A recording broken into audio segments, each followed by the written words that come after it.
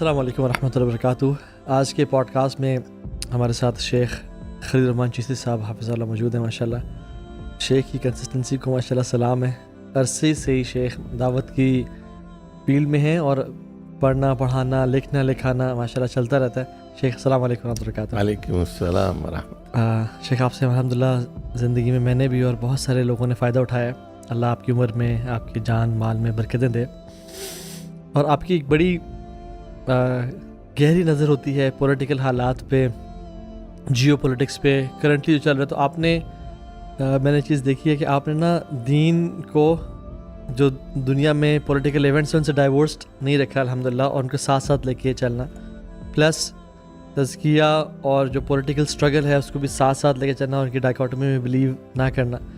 تو شروع میں کہی کرتا ہوں کہ ہم لوگ جو آپ ویل ٹریولڈ بھی ہیں ماشاء اللہ، آپ Canada, U S, Kuwait, different Bahrain, different جگہوں پہ جاتے رہتے ہیں الحمدللہ لیکچرز وغیرہ کے لیے۔ آپ نے ایک تو یہ کیا ریزن دیکھی ہے امت کے ڈاؤن فال کی، پرائمری ریزن کہ ہم کیوں ذلت کا شکار ہیں، اور دوسرا ہمارے ورلڈ ویو میں اور صحابہ کے ورلڈ ویو میں کیا ڈفرینس آپ کو نظر آتا ہے؟ دیکھیے، امت مسلمہ عروج و زوال سے گزرتی رہی ہے،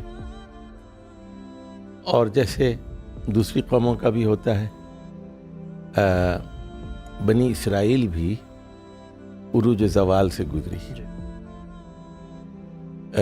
انہیں حضرت یوسف علیہ السلام کے زمانے میں حکومت ملی، مصر کے اندر عروج حاصل ہوا، پھر وہ غلام بنا لیے گئے اور فرعون کی غلامی، پھر اللہ تعالیٰ نے موسیٰ علیہ السلام کو بھیجا، غلامی سے نکالا، جس کے نتیجے میں دوبارہ ان کو عروج ملا حضرت داؤد اور سلیمان علیہ السلام کے زمانے۔ بالکل صحیح۔ پھر اس کے بعد پھر ان کی بدعمالیوں کی وجہ سے اللہ نے پھر مارا ان کو، اور بخت نصر نے مارا، اور ساراگان نے مارا ان کی، اور پھر بہت سارے لوگوں کو قیدی بنا کر وہ عراق لے کے گیا۔ پھر اللہ نے ان پہ رحم فرمایا، جب خسرو آیا، سائرس جسے کہتے ہیں، اس نے دوبارہ ان کو فلسطین میں آباد کیا۔ صحیح۔ پھر ان کو ایک عروج حاصل ہوا، اور انہوں نے فلسطین میں ایک حکومت قائم کر لی، Herod Azam, Herod the great کے نام سے۔ لیکن پھر ان کی بدعمالیاں ایسی تھیں کہ وہ رکتی نہیں تھیں۔ انہوں نے حضرت یحییٰ، جان دی بیپٹسٹ کو قتل کیا، ان کے والد حضرت زکریا کو قتل کیا، اور پھر حضرت عیسیٰ علیہ السلام کو قتل کرنے کی کوشش کی۔ بالکل۔ تو بالآخر پھر اللہ تعالیٰ نے انہیں معزول کیا، اور آخری رسول محمد صلی اللہ علیہ وسلم مبعوث کیے گئے۔ اچھا، امت مسلمہ کے ساتھ بھی یہی پیش آئی بات۔ تو 3 لفظوں پر مشتمل قرآن مجید کا ایک ٹکڑا ہے، ذرا ذہن میں رکھ لیجیے۔ تو وہ ہے فَيَنْظُرَ كَيْفَ تَعْمَلُونَ، فَيَنْظُرَ كَيْفَ تَعْمَلُونَ۔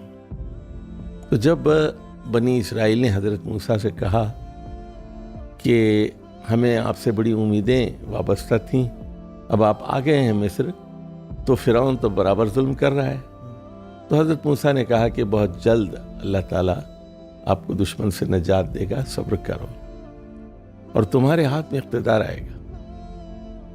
فَيَنْظُرَ كَيْفَ تَعْمَلُونَ۔ پھر اس کے بعد اللہ دیکھے گا کہ آپ کیسے ایکشنز کرتے ہیں، عمل آپ کا رویہ کیا ہوتا ہے، آپ کا طرز عمل کیا ہوتا ہے۔ فَيَنْظُرَ كَيْفَ تَعْمَلُونَ۔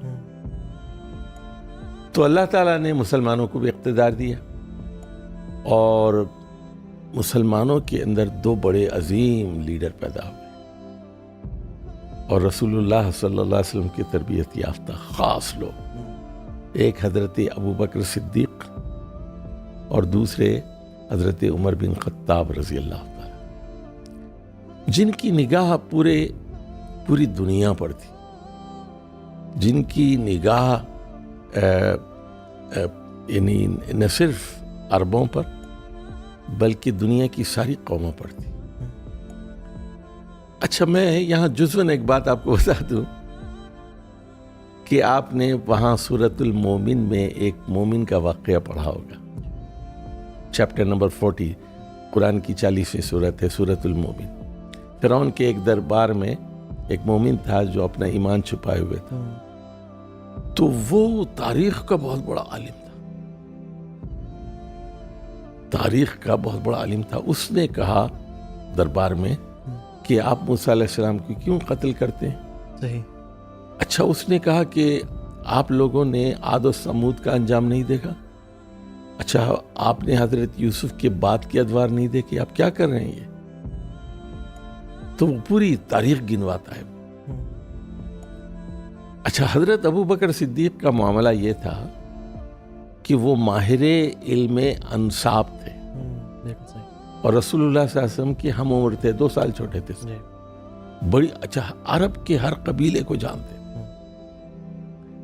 جب جنگ احزاب کے موقع پر ایک چٹان نہیں ٹوٹ رہی تھی تو رسول اللہ صلی اللہ علیہ وسلم نے خود اپنے ہاتھ میں کدال لی اور ایک ضرب ماری تو کہا کہ خریبت کسرا اور خریبت قیصر، یعنی ساسانی حکومت بہت برباد ہو گئی اور روم کی حکومت برباد ہو گئی.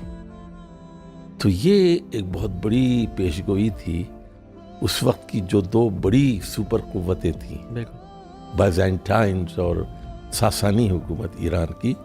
اور کبھی ان کا پلڑا بھاری ہوتا تھا، کبھی ان کا بھاری ہوتا تھا. اب ان دونوں کو چیلنج کرنا تھا. تو حضرت ابو بکر صدیق نے اس چیلنج کو قبول کیا اور رسول اللہ صلی اللہ علیہ وسلم کے بعد انہیں صرف 2.25 سال ملے، لیکن ان کا جو انٹرنیشنل ویژن تھا وہ بہت ہی کرسٹل کلیئر تھا. نو ایمبیگویٹی واٹس ایور. اچھا رسول اللہ صلی اللہ علیہ وسلم نے اسامہ کو بھیجا تھا. لوگوں نے کہا، اسامہ واپس آ گئے. جب خبر سنی لوگوں نے کہا کہ ارتداد پھیل گیا ہے، اسامہ کو روک لے. کہا کہ نہیں، اسامہ ول پروسیڈ. کہ رسول اللہ صلی اللہ علیہ وسلم نے بھیجا تھا، میں ان کو کیسے. اچھا اس کے بعد آپ نے لشکر تیار کی اور کہا کہ یہ اتنے لوگوں کے ساتھ یہ شرحبیل بن حسنہ یہ جورڈن کی طرف جا رہے ہیں، یہ عمر بن عاص کی لیڈرشپ میں جا رہا ہے، یہ خالد بن ولید کی لیڈرشپ میں ہے، یہ ابو عبیدہ الجراح کی قیادت پہ جا رہا ہے. تو اس کے بعد اچھا مرتدین ادھر تھے کہاں؟ عمان میں اور دبئی میں. اچھا منکرین زکوٰۃ نارتھ ایسٹ میں تھے. یہ قسیم اور بریدہ کے جو علاقے ہیں موجودہ زمانے میں ان کی اس طرح. حضرت ابو بکر صدیق بنفس نفیس خود فوج لے کے ان کے پاس گئے. تو موونگ فارورڈ اچھا اور یعنی دیکھیے نمبر 1 جھوٹے نبی پیدا ہو گئے تھے. طلحہ الاسدی پیدا ہو گیا تھا، اس کے خلاف مسلمہ بن کذاب یہ ریاض کے پاس یمامہ کے پاس موجود تھا. اسود انسی یمن میں تھا. ایک ایک کر کے جتنے جھوٹے، ایک عورت نے بھی دعویٰ کیا تھا. تو پہلا کام یہ کیا کہ جھوٹے نبیوں کا استحصال کیا. دوسرا کام یہ کیا کہ جو لوگ کہتے تھے نماز پڑھیں گے زکوٰۃ نہیں دیں گے، امیر تھے، انہوں نے کہا کہ دین میں کمی نہیں ہو سکتی، زکوٰۃ کے بغیر کوئی دین نہیں. اور فرمایا من فرق بین الصلاۃ والزکاۃ لاقتلنہ، جو نماز اور زکوٰۃ میں فرق کرے گا میں اس کی گردن ماروں گا. اچھا اس کے بعد تیسری چیز یہ کہ لوگ مرتد ہو گئے تھے کہ نبی مر گئے، اب پھر وہ دوبارہ ریورٹ ہو گئے جاہلیت کی طرح. ان کو مارا، ردہ کہتے ہیں جس کو، کتنے ارتداد جسے کہتے ہیں. پھر سب سے بڑا کارنامہ قرآن مجید کو ایک والیوم میں جمع کیا. اور عرب میں جتنا گند تھا، چاہے وہ منکرین زکوٰۃ کا تھا، چاہے وہ ارتداد کا گند تھا، چاہے وہ جھوٹے نبیوں کا تھا، اس پورے گند کو انہوں نے صاف کر کے عربوں کو بالکل نیٹ اینڈ کلین کر کے اس کا کینسر پورا جو ہے اس کا خاتمہ کر کے حضرت عمر کے ہاتھ میں دے دی. Now you have to take them to non Arabs. تو اس کے بعد اسلام کی ایکسپینشن ہوتی گئی، جورڈن، سیریا اور ٹورڈز ٹرکی، اور پھر غزہ سے ایجپٹ، لیبیا، سوڈان اور الجیریا اور تونس آگے بڑھتے گئے افریقہ، اور اس طرح سعد بن ابی وقاص کو سلیکٹ کیا قادسیہ کے لیے، اور پھر عراق کے بعد ایران، ایران کے بعد آذربائیجان، آذربائیجان کے بعد خراسان، ترکمانستان، ازبکستان، افغانستان، تاجکستان، یہ سارے علاقے حضرت عمر کے زمانے میں فتح۔ اچھا پھر کنسالیڈیشن، اچھا ان کی زبانیں بالکل مختلف ہیں، عرب نہیں ہیں، نان عرب سے، اور وہاں پر مسجدوں کی تعمیر، اور وہاں عربوں کو بھیجنا، قرآن مجید کی تعلیم، نماز کی تعلیم، زکوٰۃ کی تعلیم، جوڈیشیری کا قیام، مدارس کا قیام، مسجدوں کا قیام، عدالتوں کا قیام۔ تو یہ جو ریولوشن تھا ایک بہت بڑا سماجی، یعنی لوگوں کے ذہن بدلے جا رہے تھے، لوگوں کی خاندانی زندگی، معاشرتی زندگی بدلی جا رہی تھی، یعنی اٹ واز ناٹ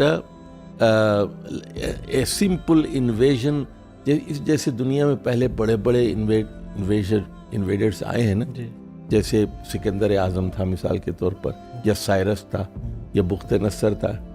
تو یہ لوگ کیا کرتے تھے؟ شراب وراب پیتے تھے، مارتے تھے، عورتوں کو استعمال کرتے تھے، قتل و غارت گری کرتے تھے، ہیرے جواہرات لوٹتے تھے۔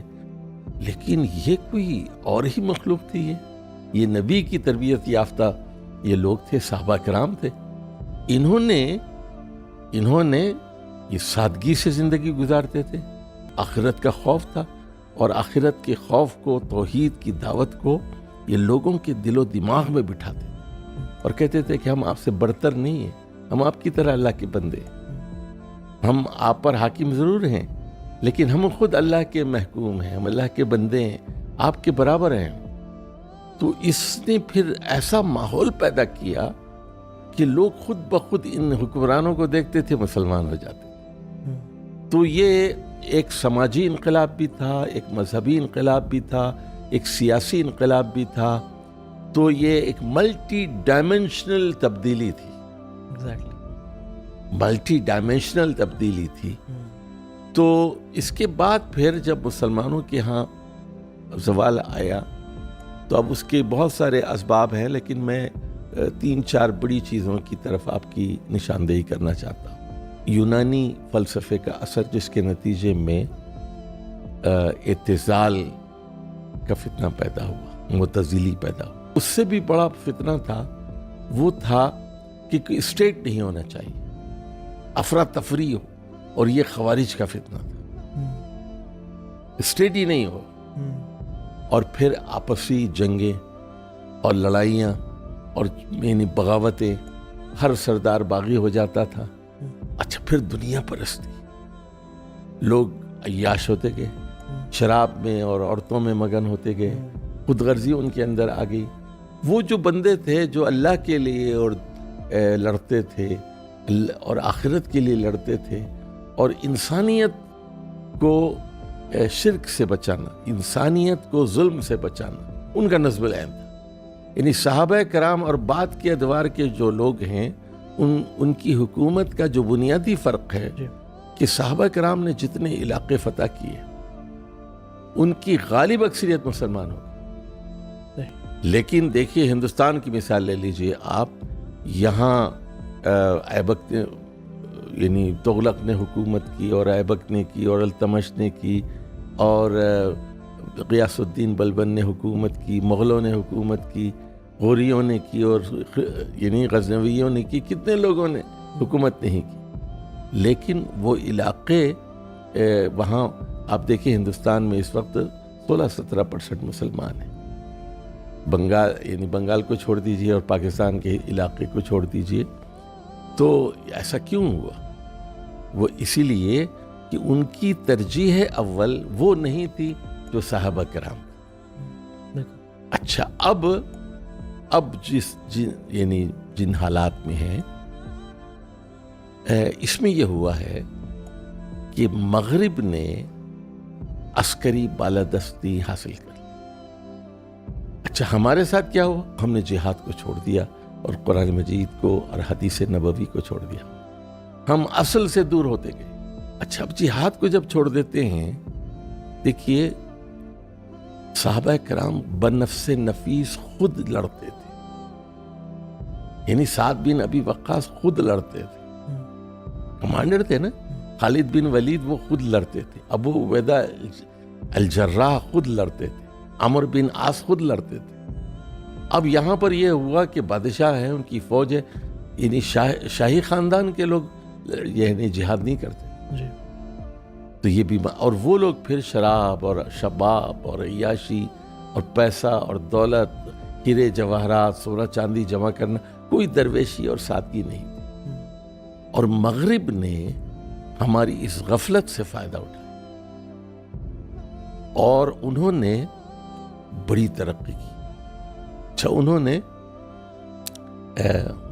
نیول ایسی مہمات برپا کی، انہوں نے آسٹریلیا دریافت کیا، نیوزی لینڈ دریافت کیا، امریکہ دریافت کیا انہوں نے۔ تو کولمبس تو اس کو ہندوستان سمجھتا رہا، جب امریکہ وہ پہنچا بعد میں جو ہے پتہ چلا کہ نہیں بھائی یہ تو ایک اور بر اعظم ہے۔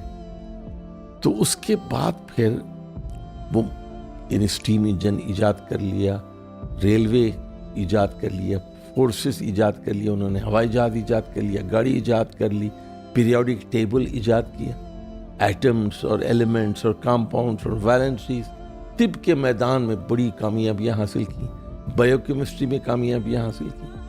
اچھا اس کے بعد اس کا نتیجہ یہ ہوا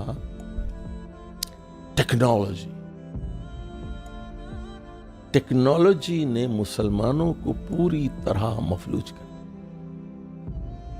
اور پہلی جنگ عظیم جو 1914 سے 1919 تک برپا رہی، اس کے بعد ہوا کیا آؤٹ کم؟ خلافت راشدہ کا، اور یعنی خلافت جو آٹومن امپائر تھی وہ ختم۔ اس کے بعد دوسری جنگ عظیم جب ہوئی 1939 to 1945 تو جاپان نے شکست تسلیم کر لی تھی جی، لیکن امریکہ مانا نہیں۔ امریکہ نے دھماکہ کر کے لاکھوں لوگوں کو مارا، ہیروشیما اور ناگاساکی، اور یہ بتانا دنیا پر، یہ روب جھاڑنا شروع کیا اس نے کہ میں جو چاہے کر سکتا، اور خود کہہ کر اس نے اپنے لیے ویٹو کا پاور تسلیم کرایا۔ تو اب اس کے بعد وہ ایک بے لگام جانور ہے جی۔ اچھا ان کی یعنی دیکھیے جو سیکنڈ ورلڈ وار 1945 کے بعد بھی تقریباً 80 سال گزر چکی ہے، ہم 2026 میں ہے نا، 80 فرسٹ ورلڈ وار کے، سیکنڈ ورلڈ وار کے بعد 80 سال گزر چکے۔ اب تو معاملہ فوجوں کا ہے ہی نہیں، اب تو ہوائی جنگ ہے، پھر ایریل پاور ہے، B-52 بامبرز ہیں، بلکہ اس سے بھی بڑی چیز اب یہ ہو رہی ہے کہ سیٹلائٹس کی جنگ ہے۔ اب تو ایسے بامبس ہیں، ابھی دیکھیے نیا انکشاف ہوا ہے غزہ میں، 3000 فلسطینیوں کو انہوں نے مارا تو ان کی نہ ہڈیاں ملی نہ ان کا گوشت ملا۔ ایسے بامبس انہوں نے استعمال کیے کہ ان کا وجود ہی ختم ہو گیا، ان کا نام و نشان باقی نہیں ہے، ریمینز تک نہیں مل سکے۔ تو اب یہ ایک بے لگام گھوڑا ہے۔ اچھا ان کے ہاں کوئی مورل رکاوٹ نہیں ہے، اور صرف دنیا اور دنیا اور دنیا۔ اچھا عالم اسلام کا عالم یہ ہے 57 ممالک میں ہم تقسیم ہیں جی، اور عیاشی میں ہم مگن ہیں، یعنی وہی جو پرانے فتنے ہیں۔ رسول اللہ صلی اللہ علیہ وسلم نے فرمایا کہ میں نے اس امت کے لیے عورت سے بڑا فتنہ نہیں چھوڑا۔ جی، تو اب یہ جو عسکری ہماری کمزوری ہے اور جہاد سے ہمارا بھاگنا، جہاد سے فرار، اور یہ اس میں ہم پڑ گئے تصوف وغیرہ میں، تو دو چیزیں ہوئی۔ ایک تو بحیثیت فرد ہم سنت نبوی کے بجائے ہم نے روحانیت اور اسپرچولیزم کے غیر نبوی طریقے ایجاد کر لیا۔ بالکل۔ اچھا جو تزکیہ نفس جو درکار تھا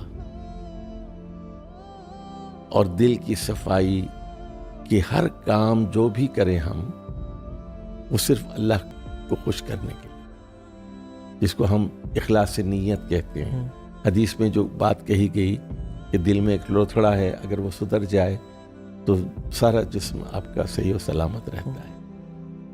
تو دل کی پاکیزگی پر، نیت کی پاکیزگی پر زور نہیں دیا گیا، بلکہ کچھ ظاہری چیزیں بہت اس کو اہمیت دی گئی کہ آپ کس کے مرید ہو گئے، کس آستانے سے وابستہ ہیں۔ قبر پرستی ہمارے اندر عام ہوتی گئی، بادشاہوں کو سجدے کیے جانے لگے۔ تو اخلاقی طور پر امت مسلمہ انفرادی حیثیت سے بھی بہت پیچھے رہے۔ وجہ قرآن کو چھوڑ دیا، حدیث کو چھوڑ دیا۔ نمبر 2، جہاد کو چھوڑ دیا، اور یہ عسکری میدان میں جو فتوحات ہمیں درکار تھیں ان کو چھوڑ دیا۔ تو حالانکہ امت کے عروج کا راستہ جہاد ہے، اور یہ جہاد یہ فرد کا کام نہیں ہے، بحیثیت جماعت، بحیثیت حکومت، بحیثیت ریاست، یہ ایک اجتماعی فریضہ ہے۔ ظاہر ہے کہ یعنی بڑی فوج کی تشکیل دینا، ہتھیاروں کا انتظام کرنا، یہ سنت نبوی ہے نا۔ ظاہر ہے آپ نے 30,000 کی فوج لے کر تبوک پہ حملہ کیا تھا، 30,000 گھوڑے اور 30,000 اونٹ اور ان کا لاجسٹک، یہ سب کیا ہے؟ یہ سنت نبوی ہی تو ہے۔ پھر کیا آپ سمجھتے ہیں کہ حضرت عمر مدینے میں بیٹھے ہوئے ہیں اور 13 ہجری سے 23 ہجری تک 12 سال پوری حکومت کرتے ہیں، اور وہ وہاں تک پہنچ گئے ہیں، لیبیا تک اور تونس تک افریقہ میں، اور ادھر جو ہے ہرات تک فوجیں پہنچ گئی ہیں، اور ترکمانستان میں اور بلخ و بخارا تک ہماری فوجیں پہنچ گئی ہیں۔ تو یہ کام کیا تنظیم کے بغیر ہوا ہے، وسائل کے بغیر ہوا ہے، یا ذہانت کے بغیر ہوا ہے، یا جہاد ایک منظم باجماعت طریقے سے ہوا ہے؟ تو یہ ہمیں سوچ کے لیے بہت اعلیٰ مینجمنٹ ریکوائرڈ ہے، بالکل، جو کہ مسلمانوں میں اس ٹائم مینجمنٹ کی جو سکلز ہیں بہت لیک کرتے ہیں، اور مسلمانوں کو کہتے ہیں کہ مینجمنٹ پڑھنی چاہیے، ہسٹری پڑھنی چاہیے، تاکہ ہم ان چیزوں سے آگاہ ہو سکیں۔ بلکہ طلحہ بھائی، میں یہ کہتا ہوں کہ یہ جو ہم سیرت النبی پڑھتے ہیں نا، اور یہ سنت نبوی ہم پڑھتے ہیں، اس میں آپ دیکھیے اگرچہ کہ جنگوں کا ذکر ہوتا ہے کہ یہ بدر ہے، یہ احد ہے، یہ احزاب ہے وغیرہ، اسی طرح ہم سنتوں میں پڑھتے ہیں کہ یہ سیدھے ہاتھ سے کھانا اور سیدھے ہاتھ سے پہننا اور بسم اللہ کہنا، یہ سنتیں ہیں، اور میٹھا کھانا سنت ہے، اور خوشبو لگانا سنت ہے۔ لیکن مینجمنٹ بھی ایک بہت بڑی سنت ہے۔ یعنی آپ اندازہ لگائیے کہ آپ اگر 1,00,000 لوگوں کو لے کے حج کے لیے جا رہے ہیں، یا 30,000 لوگوں کو لے کر آپ تب رومن امپائر کو چیلنج کر رہے ہیں، یا 10,000 کو لے کر فتح مکہ کے لیے مکہ جا رہے ہیں، تو اس میں راستے میں کہاں رکیں گے، پانی کہاں ملے گا پوری فوج کو، اونٹوں کے لیے پانی کہاں سے ہوگا، راستے کے لیے کھانا کیا ہوگا، کتنی کھجوریں ہمارے ساتھ ہوں گی، راستے میں کتنے جانور ذبح کیے جائیں گے، یہ پوری ایک مینجمنٹ ہے۔ اچھا، پھر یہ کہ مختلف قبائل میں کمانڈ کون کرے گا، اوس کا جھنڈا کس کے ہاتھ میں ہوگا، خزرج کا کس کے ہاتھ میں ہوگا، اور یمنی قبائل ہیں یا فزارہ کے قبائل ہیں، غطفان کے قبائل ہیں، تو ہر قبیلے کی لیڈرشپ، یہ پوری ایک سائنس ہے، اور یہ نبی کریم صلی اللہ علیہ وسلم کی سنت ہے، اور اس کو بہت گہرائی سے پڑھنے اور سمجھنے کی ضرورت ہے۔ ایگزیکٹلی، بالکل۔ اور جیسے آپ نے صحابہ کے بارے میں کہا کہ ان کا جو ورلڈ ویو تھا وہ بہت ہولسٹک تھا، وہ گلوبل تھا، لیکن انفارچونیٹلی ہم ابھی دیکھتے ہیں کہ ابھی نا نیشن اسٹیٹس ہیں، ابھی کولونائزڈ ہیں مسلمان، ابھی فوجیں بھی صرف اپنے ہی باؤنڈریز کا دفاع کر رہی ہیں، اور ایک جو کانسیپٹ آف امت ہے وہ باقی نہیں رہا۔ عوام میں دینداری ہے، دین سے محبت ہے، وہ جہاد کا جذبہ بھی ہے، لیکن وہ کر نہیں سکتے بیکاز آف بارڈرز، باؤنڈریز، اور جن کو کرنا چاہیے وہ ملک کا تو دفاع کر رہے ہیں اچھے طریقے سے، لیکن امت کا دفاع میں ان کی کنٹریبیوشن نہیں ہے. اگر ایک میں آپ سے سوال پوچھتا ہوں، اگر صحابہ آج کے دور میں آ جائیں، امیجن اللہ تعالیٰ عشرہ مبشرہ کو آج بھیج دیتے ہیں، تو ان کا کیا یعنی فیزیبلٹی کیا ہوگی، وہ کیا کر آپ کے علم میں، آپ کے نالج میں، ویئر ول دے بگن، اور وہ کیا شروع کریں گے، کیا کام کر رہے ہوں گے؟ کیا وہ انسٹیٹیوشنز بنائیں گے؟ کیا وہ اپنے ایمبیسڈرز بھیجیں گے؟ یا کیا وہ خود ملیں گے جا کے؟ کیا وہ مساجد بنوائیں گے؟ یعنی پریگمیٹکلی اور پریکٹیکلٹی کے ساتھ وہ کریں گے آپ کی نظر میں، ان کی سیرت کے اوپر؟ یہ سوال بہت پہلے 2 صدی ہجری میں بھی کیا گیا تھا، تو اس کا جواب امام مالک نے یہ دیا کہ اس امت کی اصلاح بالکل اسی طریقے سے ہوگی جیسے پہلے ہوئی. دیکھیے دین کی بنیاد کیا ہے، پہلے اس کو سمجھ لیجیے. اور پورے قرآن پر کون سا مضمون ایسا ہے جو شروع سے لے کے آخر تک شد و مت کے ساتھ اور زور و شور کے ساتھ گرجتا ہوا آپ کے سامنے ملتا ہے، اور وہ ہے توحید. کہ اللہ بہت طاقتور ہے، اللہ عزیز ہے، اللہ حکیم ہے، اللہ قوموں کو ہلاک کرتا ہے. سمجھے؟ فَأَهْلَكْنَاهُمْ بِذُنُوبِهِمْ، ہم نے ان کو گناہوں کی وجہ سے ہلاک کر ڈالا. فَأَغْرَقْنَا آلَ فِرْعَوْنَ، آل فرعون کو ہم نے غرق کر دیا. ہم نے فَأَمَّا عَادٍ أُهْلِكُوا، سمجھے؟ ان کو کہا گیا بِرِيحٍ صَرْصَرٍ. وَأَمَّا ثَمُودَ تو أُهْلِكُوا بِالطَّاغِيَةِ.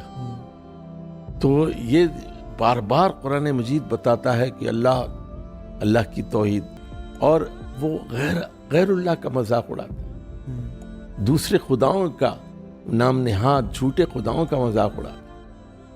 تو وہ سارے خدا بھاگ گئے، وہ کوئی مدد کے لیے نہیں آیا. سمجھے؟ تو ما اغنی عنہ. تو یہ مضمون پوری شد و مت کے ساتھ ہے. تو اگر آپ نے یہ کہا کہ اگر صحابہ کرام اگر آ جائیں یا اس طرح کا اگر ہم کام کرنا چاہیں، اس کا آغاز خالص توحید سے ہوگا. اچھا لیکن سنیے، خالص توحید کا مطلب بھی ہمارے ہاں ایک طبقے کے ہاں یہ لیا جاتا ہے کہ اس سے مراد صرف وہ توحید ہے جو قبر پرستی کے خلاف ہے. یعنی جو مردے ہمارے پاس خدا بن گئے ہیں، جن کی قبروں کو پوجا جاتا ہے، جن سے مدد طلب کی جاتی ہے، اور قبروں پہ جا کے اولاد اور ملازمت مانگی جاتی ہے، وہ یہ سمجھتے ہیں کہ یہ ایک بہت بڑا شرک ہے، اور یقیناً ہے. لیکن جو زندہ خدا ہیں، زندہ الہہ ہیں، ان کی طرف فکر نہیں جاتی. امریکہ کے خلاف ہم بالکل نہیں بولتے، برطانیہ کے خلاف ہم نہیں بولتے، اسرائیل کے خلاف ہم نہیں بولتے. اچھا ہاں دیکھیے قرآن مجید کہتا ہے اذهب الى فرعون انه طغى. اچھا فرعون کیا کہتا تھا؟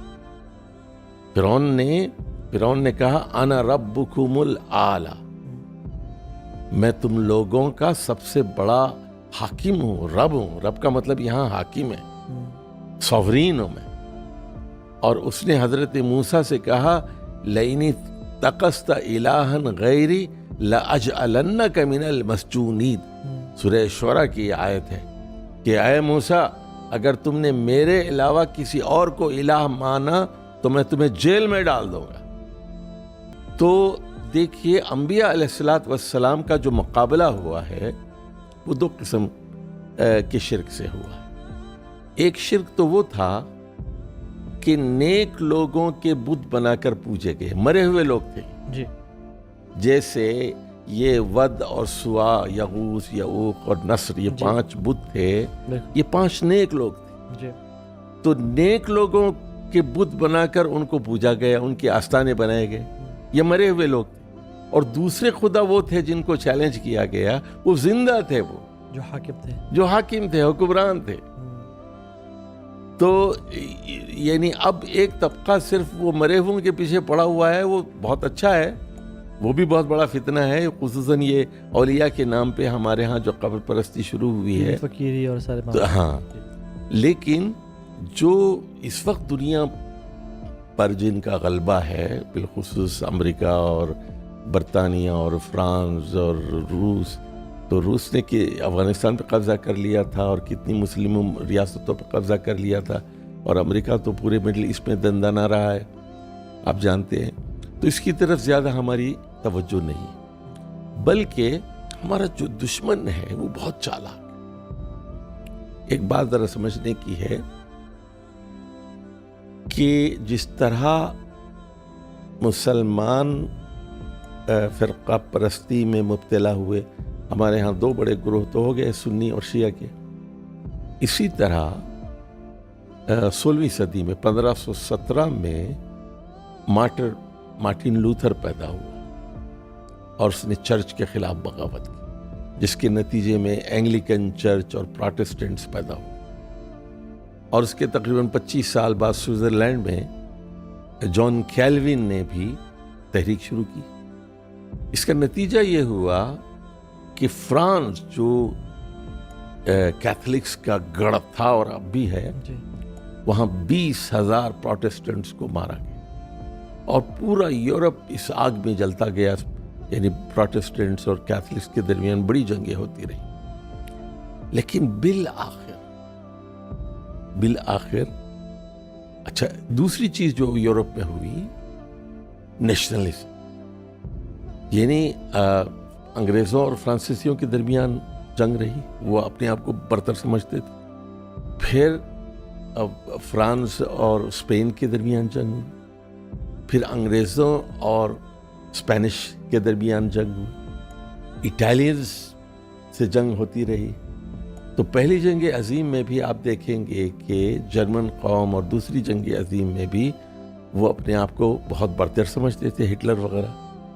لیکن گزشتہ 30-40 سال میں یورپ بہت متحد ہو گیا. بلکہ اب میں بتا رہا ہوں 2000، ابھی 2-3 مہینے پرانی بات ہے، 500 سال کے بعد for the first time in the history برطانیہ کا بادشاہ چارلز یہ ویٹیکن گیا اور جا کر اس نے پوپ کے ساتھ عبادت کی.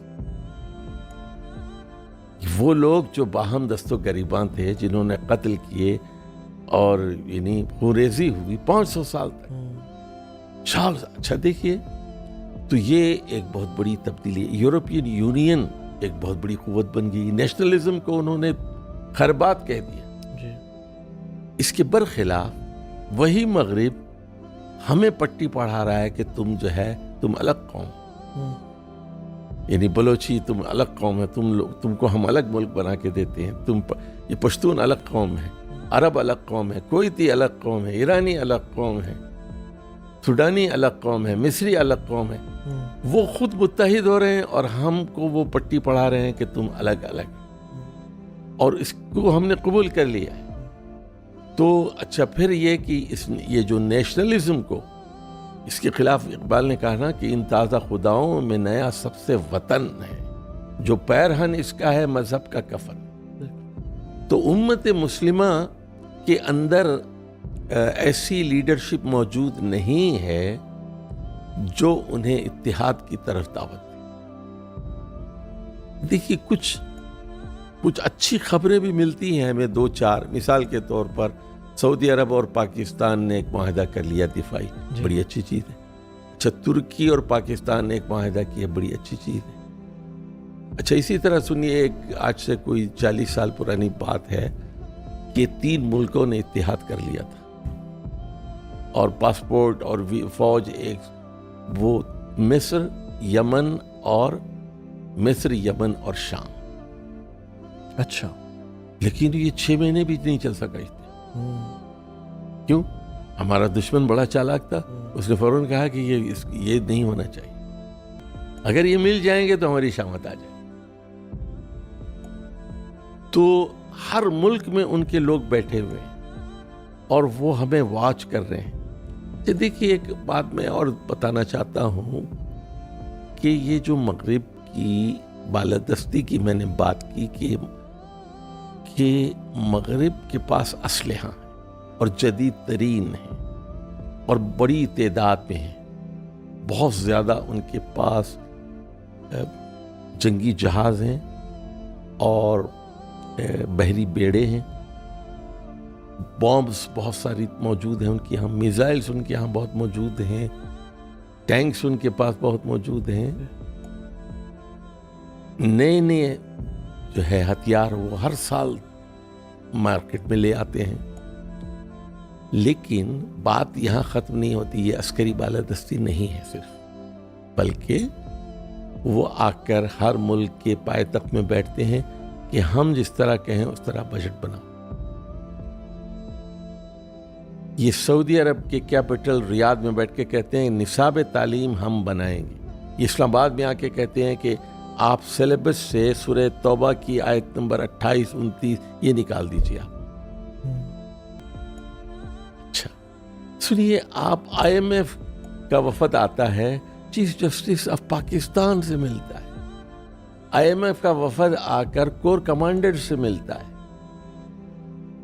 بجٹ وہ بنائیں گے ہمارا، تعلیمی نصاب وہ بنائیں گے. وہ بتائیں گے کہ اچھا یہ بل پاس کرنا ہے آپ کو، LGBT کا بل پاس کرنا ہے آپ کو، اور جو ہے یہ شادی کی کم سے کم حد وہ 18 سال ہونی چاہیے، اس سے پہلے شادی نہیں ہونی چاہیے. فیملی پلاننگ کو انکریج آپ کو کرنا ہے.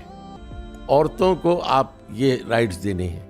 تھرڈ جینڈر جو ہے، ہاں اسلام میں تو تھرڈ جینڈر کوئی نہیں ہوتا، لیکن یہ کہتے ہیں آپ کو تھرڈ جینڈر کو ریکگنائز کرنا پڑے گا ان کو. تو اچھا اس کا کیا مطلب ہوا کہ یہ جو ہماری شکست ہے یہ صرف فوجی شکست نہیں ہے، یہ تعلیمی بھی ہے، یہ سماجی بھی ہے، یہ اقتصادی بھی ہے اور یہ تعلیمی بھی ہے. نہ صرف یہ ایک تہذیبی جنگ ہے، یہ کلیش آف سویلائزیشن ہے. دیکھیے مثال کے طور پر اب یہ لڑکے بیٹھے ہوئے ہیں، دیکھیے یہ سارے لڑکے پینٹ شرٹ میں بیٹھے ہوئے نا، ان کو پینٹ شرٹ کس نے پہنا ہے؟ فیشن ڈیزائن کون کرتے ہیں؟ میڈیا کس کے ہاتھ میں ہے؟ وہ پینٹس سلوا کر ہمیں دیتے، کہیں سے سلواتے ہیں، وہ تائیوان سے یا چین سے یا بنگلہ دیش سے کہیں سے آرڈر کر کے خریدیں گے ہم ان کے بنائے ہوئے ڈیزائن کے مطابق. ان کی برانڈز کو ہم خریدیں گے اور وہ ہم پر مسلط کرتے ہیں اس چیز کو کہ آپ کو ہمارا پروڈکٹ خریدنا پڑے گا. اور نہ صرف یہ بلکہ اس پہ کم سے کم ڈیوٹی رکھنی پڑے گی. آپ کے پروڈکٹ پہ ہم ڈیوٹی زیادہ رکھیں گے، ہمارے پروڈکٹ پر آپ کو ڈیوٹی کم رکھنی پڑے گی. اور یہ کپڑا آپ خریدیے، آپ کھائیں گے ہم، وہ کہتے ہیں کہ آپ ہمارا برگر کھائیے، ہم جو ڈبوں میں دودھ پیک کر کے دے رہے ہیں وہ دودھ پیجیے. آپ پاکستانی کا دودھ ہوگا، پاکستانی بھینسوں کا ہی دودھ ہوگا، لیکن وہ پیک ہوگا کس میں؟ نیسلے میں یا آلپر کے ڈبوں میں ہوگا. وہ آپ کو پانی پاکستان کا ہی ہوگا لیکن پیکنگ اس کی نیسلے کی ہوگی. اور یہاں سے ہم ڈالر ڈرین کر کے اپنے ملکوں میں لے جائیں. تو یہ میں کہہ رہا ہوں آپ سے، چھوٹے بچوں کے کپڑے بھی ہیں، وہ ڈیزائن کریں گے. وہ چڈی ہم کو پہنانا چاہیں تو وہ چڈی پہنا دیں گے ہم کو، وہ اسکرٹ پہنا چاہیں تو اسکرٹ پہنا دیں گے. وہ کہتے ہیں کہ آپ کو عورت کو اس طرح کا میک اپ کرنا چاہیے تو ہماری عورتیں اسی طرح میک اپ کریں گی. وہ یہ کہہ رہے ہیں کہ آپ کو یہ بیوٹی کی یہ ٹپس لینی ہے اور اس طرح عورت کو بن سنور کے دفتر میں آنا ہے، تو ہم اس کو اڈاپٹ کرنے کے پابند ہیں. سمجھ گئے؟ تو یہ جو پوری جنگ ہے ہماری اور مغرب کے درمیان، یہ صرف ملٹری نہیں ہے، عسکری بالادستی نہیں ہے، آئیڈینٹی کی جنگ ہے. بالکل. تو ہمارے پورے ذہن کو، ہماری پوری تہذیب کو، ہماری ثقافت کو، ہمارے سوچنے، یعنی ہم بچہ تو میں پیدا کرتا ہوں، میں اور میری بیوی، لیکن وہ بچہ میرا نہیں ہوتا، وہ مغرب کا بچہ ہوتا ہے. وہ جب کارٹونز دیکھتا ہے اسی طرح وہ مطالبہ کرتا ہے کہ میں تو KFC کھاؤں گا، میں تو نوڈلز کھاؤں گا، میں تو میگی کا دیوانہ ہوں. کارٹونز کے ذریعے سے بچے کے دماغ کو، وہ لڑکی کہے گی کہ میں یہ لباس نہیں پہنوں گی، میں یہ لباس پہنوں گی، میرے لیے یہ خریدیے. رول ماڈلنگ بھی کی انہوں نے. ہمارے رول ماڈلز کہاں کے ہیں, میسی رونالڈو ہیں, جی جی بالکل. تھرڈ جنریشن وارفیئر جس کی بات آپ کر دیکھیے رہے ہیں. پھر ہم بات کر رہے تھے کہ صحابہ میں اور ہمارے وہ لوگ جنت کو دیکھتے تھے, وہ لوگ دوزخ کا تصور کر کے روتے تھے, قرآن مجید کو بار بار پڑھتے تھے, تہجد میں پڑھتے تھے اور مناظر قیامت سن کر روتے تھے. قیامت کے دن کیا ہوگا کہ حاملہ عورت اپنا حمل گرا دے گی. وَتَرَى النَّاسَ سُكَارَىٰ إِنَّ زَلْزَلَةَ السَّاعَةِ شَيْءٌ عَظِيمٌ یوم یجعل الولدان شیبا. لوگ روتے تھے, خروا سجدا وبکیا. آخرت کو دیکھتے تھے, چشم تصور سے دیکھتے تھے, لیکن ہم نہیں دیکھتے. ہمارے ہاں طوطے بہت ہیں حافظ قرآن, ہزاروں کی تعداد میں ہیں. اب ہر سال رمضان آتا ہے اور پاکستان میں غالباً 50 لاکھ حافظ قرآن ہیں. اس میں سے 1 لاکھ بھی ایسے نہیں ہیں جو عربی زبان جانتے ہو. تراویح ہر مسجد میں ہوتی ہے, لیکن نہ پڑھنے والے کو پتا ہے کہ وہ کیا پڑھ رہا ہے, نہ سننے والوں کو پتا ہے کہ وہ کیا سن رہے ہیں. دیکھیے میں یہ کہتا ہوں کہ یہ جو مدارس کے ہمارے بہت اچھے لڑکے ہیں, جی بہت پیارے لڑکے ہیں, ظاہر ہے کہ وہ قرآن کے ان کے سینے میں ہیں, تو کوئی معمولی لوگ نہیں ہیں. لیکن وہ جو نصاب تعلیم ہے وہ اتنا فرسودہ ہے, وہ آپ کو غالب بنانے کے لیے نہیں ہے. یعنی میں یہ بات کو ذرا سمجھاتا ہوں آپ کو. ہمارے مدارس نہ ابو ہریرہ پیدا کر رہے ہیں, ہمارے مدارس نہ خالد بن ولید پیدا کر رہے ہیں, ہمارے مدارس نہ عبداللہ بن عباس پیدا کر رہے ہیں, نہ عمرو بن عاص پیدا کر رہے ہیں. ہمارے مدارس یعنی مساجد کے امام اور تراویح کے امام پیدا کر. وہ گورنر پیدا نہیں کر سکتے, وہ حکمران پیدا نہیں کر سکتے, وہ سپہ سالار پیدا نہیں کر سکتے. سمجھ گئے آپ؟ یعنی جو قرآن سے محبت کرتا ہے, حدیث سے محبت کرتا ہے, عالم دین سے تو میری محبت ہے, سمجھ گئے. لیکن یہ جو پروڈکٹ آ رہا ہے, میں یہ کہہ رہا ہوں یہ پروڈکٹ ہمارا آئیڈیل پروڈکٹ نہیں ہے. لوگ یعنی مجھے غلط سمجھتے ہیں, میری الفاظ کی غلط تعبیر کرتے ہیں. میں امت کے دینداروں کا مخالف کیسے ہو سکتا ہوں؟ وہ ہمارے الائز ہیں, بیسیکلی ہیں الائز ہمارے سر آنکھوں پہ ہیں. بالکل ہے. لیکن وہ جو نصاب تعلیم ہے, وہ جو ہے نا, وہ جو چیز یعنی وہ اپنی کیپیبلٹی پروڈیوس کر سکتا ہے, وہ انسٹیٹیوشنز وہ ہو نہیں پا رہے ہیں. بالکل نہیں ہو رہے. اچھا اسی طرح دیکھیے, ابھی پچھلے مئی کے مہینے میں 3 دن 4 دن کی جنگ ہوئی ہندوستان اور بھارت کے درمیان, تو اللہ نے ہماری عزت رکھ لی. ایسا کیوں ہوا؟ اس کی وجہ یہ تھی کہ ہمارے کچھ لوگوں نے بھارت سے زیادہ ٹیکنالوجی پر عبور حاصل اور ان کے پورے سسٹم کو جیم کیا. یعنی کشمیر کے نیچے پنجاب اور ہریانہ, پھر راجستھان اور پھر مہاراشٹرا اور گجرات, یہ جو انڈیا کا ویسٹرن بیلٹ تھا جو پاکستان سے لگا ہوا, اس کے سارے کمپیوٹرز اور سارے ایکوپمنٹ ساروں کو انہوں نے اس طریقے سے جیم کیا. یہ چاہتے تو 100 جہاز گرا سکتے. تو یہ علم کی برتری ہے نا.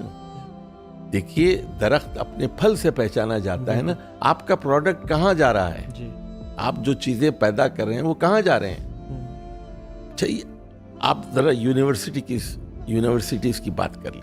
ہمارا پروڈکٹ کہاں جا رہا ہے؟ ہمارا پروڈکٹ ملٹی نیشنل کمپنیز کو سرو کر رہا ہے. ہمارے MBAs, ہمارے چارٹرڈ اکاؤنٹنٹس, ہمارے یہ جو IT گریجویٹس, AI کے جو ایکسپرٹس ہیں ہمارے, یہ سب کس کے لیے کام کر رہے ہیں؟ یہ ملٹی نیشنل کمپنیز کے لیے کام کر رہے ہیں. بالکل اسی طرح یعنی ہم اپنے لیے کام نہیں کر رہے ہیں, امت کے لیے ہم کام نہیں کر رہے ہیں. اچھا, اس پہ جو نظام کا نفاذ ہے اور خلافت کی جو جستجو ہے, اس میں کوئی شک نہیں ہے کہ ہر مسلمان ایک خواہش اور خواب رکھتا ہے, دعا کرتا ہے یا اللہ میری زندگی میں مجھے خلافت دیکھنا نصیب فرمانا. جو تو خلافت خواہش نہیں کرتا یا نظام میں مصطفیٰ کے نفاذ خواہش نہیں کرتا، وہ تو شاید کہیں وہ منافقت کے ایک شعبے پہ نہ ہو. لیکن اس پہ بھی بڑے ڈفرینٹ نیریٹیوز بکتے ہیں مارکیٹ میں، اور بہت زیادہ ہیں. کچھ لوگ تبلیغ چیلے کے ذریعے کوشش کرتے ہیں، کچھ لوگ مدارس اور مساجد کا پورا ایک سسٹم، ایک نیٹ ورک کے ذریعے کچھ نہ کچھ کوشش کریں کہ ہم ایسے لوگ پروڈیوس کریں جو کہ فیوچر میں جا کے اپنی فیلڈ کے ایکسپرٹس ہوں لیکن دین ہم سے پڑھ لیں اور آگے جائیں. کچھ لوگ بس وہ نظام اور وہ اٹھو جلاؤ گراؤ والی پالیسی اختیار کرتے ہیں. تو یہ بڑی ایک اسپیکٹرم ہے پورا. آپ کا کیا اس پہ سوچ ہے؟ دیکھیے، مسئلہ یہ ہے کہ چھوٹے چھوٹے بچے 15 سال کے، 16 سال، 17، 18، 20 سال کے، جن کے پاس نہ قرآن مجید کا علم ہوتا ہے، نہ احادیث کا علم ہوتا ہے، نہ صحابہ کا ہوتا ہے، نہ تابعین کا، نہ تبع تابعین کا، نہ محدثین کا علم ہے ان کے پاس، نہ مفسرین کا علم ہے، نہ مجددین کا علم ہے، نہ تاریخ کا علم ہے ان کے پاس، نہ جغرافی کا پتہ ہے، کچھ نہیں ہے. بس 16 سال کا لڑکا کیا ہوگا؟ اچھا، دنیا کی سیاست کا نہیں پتہ ان کو، نہ عالم اسلام کا پتہ ہے، نہ عالم کفر کا پتہ ہے. ان کو ایک رومانی دنیا میں اسیر کر دیا جاتا ہے. ایک فینٹیسی ورلڈ ہے خلافت، اور یہ بھولے بھالے لڑکے اس خلافت کے پیچھے ایسے دوڑتے ہیں اور پاگل ہو کے شہید ہو جاتے ہیں اور خوارج بن جاتے ہیں. دیکھیے، رسول اللہ صلی اللہ علیہ وسلم نے خوارج کے بارے میں جو احادیث بتائی ہیں کہ یمرقون من الدین، وہ دین سے ایسے نکل جائیں گے جس طرح تیر شکار کے آر پار ہو جاتا ہے اور کوئی نشان بھی نہیں چھوڑتا. تو یہ ریاست کے باغی لوگ، اور ان کے بارے میں ہے کہ ان کو جہاں ملو ان کو قتل کرو، اور میں ان کو عاد کی طرح ہلاک کرتا، سمود کی طرح ان کو ہلاک کرتا میں. اچھا، یہ جو خلافت کا نعرہ لگاتے ہیں اور اس میں لوگوں کو گمراہ کرتے ہیں، یہ بتائیے اس وقت دنیا میں تقریباً 2.25 ارب مسلمان، تو یہ خلیفہ کا انتخاب کہاں سے کیسے ہوگا؟ کس ملک سے ہوگا؟ اس کی کوالیفیکیشن کیا ہوگی؟ تو کون اس کو ایکسیپٹ کرے گا؟ کون سا ملک اس کو ایکسیپٹ کرے گا؟ اچھا، اس کی شورا کیسے بنے گی؟ تو یہ جو سوال ہے، تو اس کا یہ تو جذباتی طور پر کہتے ہیں یہ سارے نظام غلط ہیں، یہ جمہوریت بھی غلط ہے، یہ بادشاہت بھی غلط ہے، فلاں بھی غلط ہے، فلاں بھی غلط ہے، فوجی حکومتیں بھی غلط ہے، ڈکٹیٹرشپ بھی غلط ہے، مغربی نظام، یہ سب، الیکشن نہیں ہونا چاہیے، کچھ نہیں. کیا ہونا چاہیے؟ خلافت. اچھا، وہ کیسے ہو؟ اس سے کیا غرض ہے؟ خلافت ہو بس. تو یہ ایک بہت بڑا دھوکہ ہے، سراب ہے، ایلوژن نہیں. تو اس کا فطری طریقہ کیا ہے میں بتاتا ہوں. دیکھیے، یہ جو ہمارے مسلمان ہیں جو انڈونیشیا سے لے کے موراکو تک ہے، بڑی دنیا ہے، اور بہت سارے غیر مسلم ممالک میں بھی مسلمانوں کی بڑی تعداد ہے. تو وہ اپنے اپنے ملکوں میں اسلام کے لیے کوشش کریں. اچھا، دوسری چیز یہ، وہ اپنی لیڈرشپ ڈیولپ کریں، یعنی ہر ملک کے اندر اسلامی لیڈرشپ کا پیدا ہونا. اچھا، اس کے لیے کیا چیزیں ہیں کہ ان کے پاس جدید علم بھی ہو اور قدیم علم بھی ہو. دیکھیے، میں ایک بات کہنا چاہتا ہوں یہاں، میں قرآن مجید کا ایک دیرینہ طالب علم ہوں. میں جو ہے ڈائیکوٹومی آف نالج کو تسلیم نہیں کرتا. اچھا، بعض ہمارے علماء، بہت بڑے علماء، یہ سمجھتے ہیں کہ اگر آپ قرآن مجید اور احادیث کے عالم ہیں تو آپ سائنس کے عالم نہیں بن سکتے. میں اس تصور کو صحیح نہیں سمجھتا.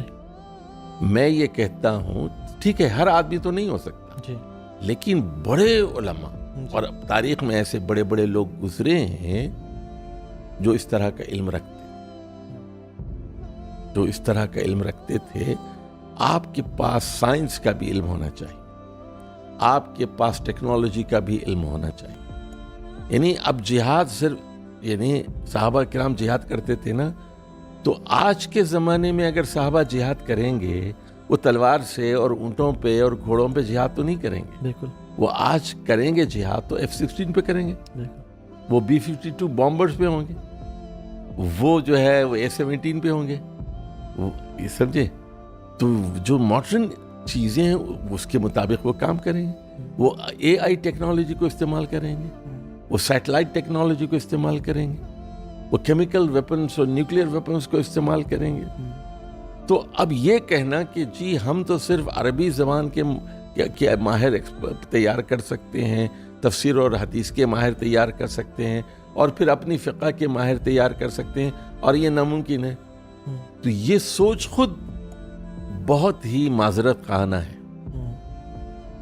تو ہمارے ہاں چند بڑے لوگوں کا ہونا ضروری ہے جو بیک وقت کئی علوم کے ماہر. اچھا دیکھیے, مغرب میں جو بڑے بڑے لوگ گزرے ہیں, سائنسدان گزرے ہیں نا, تو میں نے ان کے بارے میں ان کی لائف ہسٹری پڑھنے کی کوشش کی, تو یہ بات معلوم ہوئی ان میں سے اکثر لوگ یہ بائبل کے بڑے ماہر تھے, یہ پادری تھے. جتنے بڑے یعنی انہوں نے مثال کے طور پر چرچ کو چیلنج کیا.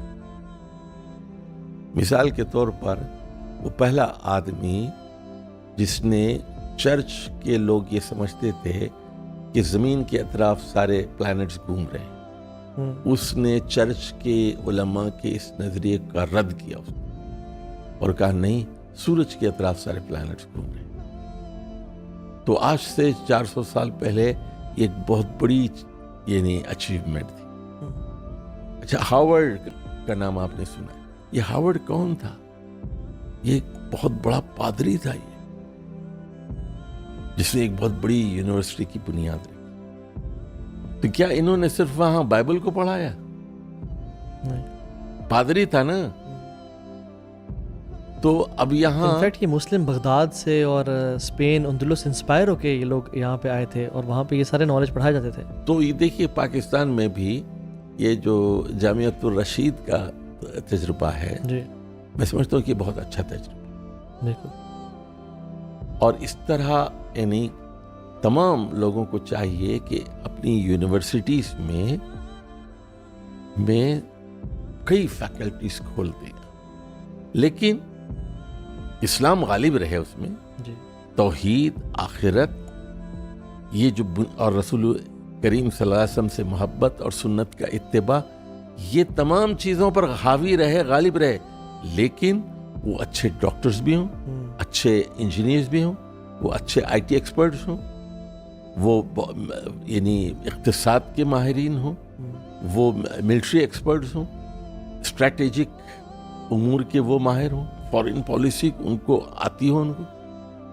تو یہ جو ڈائیکوٹومی آف نالج ہے, اس کا مقابلہ کرنا پڑے گا. بالکل. اس کے بغیر سنیے پھر ہوگا کیا. اب ہوتا کیا ہے, ہماری فوج کے اندر بھی کچھ مولویوں کو ہائر کیا جاتا ہے, پتہ ہے نا آپ کو, موٹیویشن کے لیے. ایئر فورس میں بھی ہر مسلک کے کوئی 100 200 مولوی ہائر کیے جاتے ہیں. نیوی میں بھی موٹیویشن کے لیے مولوی ہائر کیے جاتے ہیں, بری فوج میں بھی ہائر کیے جاتے ہیں. لیکن وہ لوگ کیا ہوتے ہیں, گریڈ 15 16 17, کوئی اس میں بڑا آگے جا کے کوئی جنرل نہیں بنتا, کوئی بریگیڈیئر نہیں بنتا, کوئی کور کمانڈر نہیں بنتا. وہ صرف موٹیویشن کے لیے ہوتے ہیں, اور نان گیزیٹڈ آفیسرز ہوتے ہیں 15 16 کے. یعنی ایسا نہیں ہوتا کہ وہ جو ہے سعد بن ابی وقاص بنے اور قادسیہ کے کمان ان کے ہاتھ میں ہو. ایسا نہیں ہوتا کہ وہ خالد بن ولید بنے, یا ابو عبیدہ الجراح بنے, یا ابو موسیٰ اشعری ہیں. گورنر رہے ہیں بھائی. عمرو بن عاص فاتح مصر ہے نا, مصر کے گورنر رہے ہیں وہ. تو یہ جو صحابہ کا ماڈل ہے وہ دین اور دنیا کی کمبینیشن کا ماڈل ہے. اچھا, اس وقت جو عالم اسلام میں جو ماڈل ہے وہ ماڈل یہ ہے کہ علماء کے ہاتھ میں کچھ بھی نہیں ہے. علماء ایک یعنی ان کی دنیا الگ ہے, ان کے مضامین الگ ہیں, ان کی سوچ مختلف ہے. actually they are not capable to run the state. یہ بات میں ذرا تلخ کہہ رہا ہوں اور یعنی ہے بڑی یہ ایک ایسی حقیقت ہے کہ علماء اس قابل نہیں ہیں کہ وہ ریاست کے نظام کو چلا سکیں. کیوں؟ اس لیے کہ ان کی تربیت اس طرح نہیں ہوئی. یہ نہیں کہ ان کے ہاں صلاحیت نہیں ہے، صلاحیت تو ہر اللہ نے سارے انسانوں کو وہی دی نا، وہی انسان ہے، وہ ہم سے زیادہ ذہین ہوتے ہیں علماء. جی بالکل. لیکن ان کا جو پروڈکٹ بن رہا ہے، ان کو جو سلیبس دیا جا رہا ہے، ان کی جو جس طریقے سے تربیت کی جا رہی ہے وہ سسٹم صحیح نہیں. قوی اور امین دونوں ہونا ضروری ہے نا. جی بالکل. امین تو ہے ماشاءاللہ، ہاں اور نالج بھی ہے اور اللہ کے اولیاء میں سے ہوں گے، ہاں بالکل. لیکن جو کمپیٹنس ہے، جو قوی کا ہونا ہے، جی وہ پڑھایا ہی نہیں گیا نا اصل میں، بتایا نہیں گیا اصل. اور دنیاوی علوم بہت ضروری ہے. دنیاوی علوم جو ہیں وہ بہت ضروری ہیں، یعنی دینی اور دنیاوی. دیکھیے میں یعنی قرآن مجید میں کوئی 15-20 آیات ہیں، سورہ بقرہ میں بھی ہے، آل عمران میں بھی ہے، نساء میں بھی ہے، اور سورہ شورا میں بھی ہے. اس کا خلاصہ میں بتا دیتا ہوں. سورہ بقرہ آیت نمبر 201 میں وہاں کہا گیا تم میں سے کچھ لوگ ایسے ہیں وَمِنَ النَّاسِ مَن يَقُولُ رَبَّنَا آتِنَا فِي الدُّنْيَا حَسَنَةً. جی تم میں کچھ لوگ ایسے ہیں جو کہتے ہیں اے اللہ ہمیں دنیا کی بھلائیاں دے. اللہ کہتا ہے وَمَا لَهُمْ فِي الْآخِرَةِ مِنْ خَلَاقٍ. لیکن آخرت میں ان کو کچھ نہیں دوں گا، دنیا دوں گا میں. لیکن کچھ ایسے ہیں جو کہتے ہیں آتینا فی الدنیا حسنہ وفی الآخرۃ حسنہ. اس کے بعد آخر میں جا کے کہا اولئک لہم نصیب مما کسبوا. یعنی جو دنیا اور آخرت دونوں مانگتے ہیں تو دونوں میں دے سکتا ہوں. ان کے کسب کے مطابق ان کو حصہ ملے، ان کی محنت کے مطابق ان کو حصہ ملے. تو میں یہ کہہ رہا ہوں ایک عالم دین بیک وقت عالم دین بھی ہو سکتا ہے اور ڈاکٹر بھی ہو سکتا ہے. عالم دین بیک وقت عالم بھی ہو سکتا ہے اور سائنسدان بھی ہو سکتا ہے، اور ہونا چاہیے ان کو. عالم دین بھی ہے اور نیوکلیئر سائنٹسٹ بھی ہے، عالم دین بھی ہے اور وہ ریسرچر بھی ہے، عالم دین بھی ہے اور ویپنز بنا رہا ہے، وہ عالم دین بھی ہے اور وہ جو کمان کر رہا ہے فوج کی، ایئر فورس کی کمان کر رہا ہے. اور جب ان کے ہاتھ میں اقتدار آئے گا ہاں یہ امت کو فائدہ پہنچائیں گے. اور ان کا ویژن ایک عالمی ویژن ہے نا ان کا. بالکل. اچھا یہ یہاں دیکھیے ان کو ان کے دماغ میں گھسایا جاتا ہے کہ بھائی تم لوگ یہ جو ہے تم بلوچی ہو، تم جو ہے اپنی قوم کے لیے مرنا ہے، تم پٹھان ہو، تم پنجابی ہو. یہ برادری اور یہ قوم، یہ چیزیں ان کے دماغوں میں بٹھائی جاتی ہے. انسانیت کا پیغام نہیں. دیکھیے میں ایک بات کہنا چاہتا ہوں، یعنی ان کو تعصب سکھایا جاتا. اچھا نبی روتا ہے کہ غیر مسلمان نہیں ہو رہے. نبی کے دل میں ہر غیر مسلم کے لیے درد ہوتا ہے. وہاں سورہ کہف میں کہا گیا لعلک باقع نفسک علی آثارہم ان لم یؤمنوا بہذا الحدیث اسف. اے محمد صلی اللہ علیہ وسلم کہیں آپ اپنے آپ کو ہلاک نہ کر لیں اس غم میں کہ یہ لوگ مومن ہو کے نہیں دے رہے. ان لم یؤمنوا بہذا الحدیث، اس قرآن پر ایمان نہیں لا رہے. اتنا غم، اپنے آپ کو ہلاک نہ کر لیں کہیں غیر مسلموں کے بارے میں. تو یہ درد ہم نے پالا ہی نہیں انسانیت کا کہ امریکہ کو مسلمان کرنا ہے، آسٹریلیا کو کرنا ہے، نیوزی لینڈ کو مسلمان کرنا ہے، ساؤتھ افریقہ کو کرنا ہے، فرانس کو کرنا ہے، جرمنی کو مسلمان کرنا ہے. دے نیڈ اس. یہ جو دعوت کا درد ہے اور دعوت کی تڑپ ہے یہ صرف مسلمان کے دل میں ہو سکتی ہے، کسی اور کے دل میں نہیں ہو سکتی. اور مسئلہ یہ ہے کہ ہمارے ہاں بس ٹریننگ یہ ہے کہ فلاں فرقے کے خلاف فلاں فرقے کے خلاف بس بات کرنی آتی ہے ہمیں. جی جی. ایک شیخ عبدالعزیز طریفی سے پوچھا گیا کہ شیخ آج کل کے دور میں مومن اور منافق میں کیا فرق ہے. انہوں نے کہا جب مسلمان کوئی غلطی کرتا ہے تو سب کھڑے ہو جاتے ہیں اس کے خلاف، اور جب کفار غلطی کرتے ہیں تو خاموش رہتے ہیں اس کے خلاف. تو یعنی ایک درد ہونا چاہیے، یعنی ہمارا آئی تھنک ویژن براڈ ہو کہ ہم نے اپنوں کو جہنم تک نہیں پہنچانا، ہم نے باقیوں کو بھی دین میں لے کے آنا ہے اور جنت تک پہنچانے کا میسج ہے. دیکھیے مثال دیتا ہوں میں آپ کو، یہ فقہ کو ہی لے لیجیے آپ. اب پہلے تو یہ مذاہب ہو گئے، یہ حنفی ہیں، شافعی ہیں، مالکی، حنبلی. تو ہم یہ کہتے ہیں کہ سارے فقہ کیوں نہیں پڑھائی جاتی، صرف ایک فقہ کیوں پڑھائی جاتی؟ آپ بتائیے نا کہ قرآن یہ کہتا ہے، حدیث یہ کہتی ہے، امام ابو حنیفہ یہ کہتے ہیں، ابو یوسف یہ کہتے ہیں، شافعی یہ کہتے ہیں، اوزاعی یہ کہتے ہیں، سب کو پڑھائیے نا.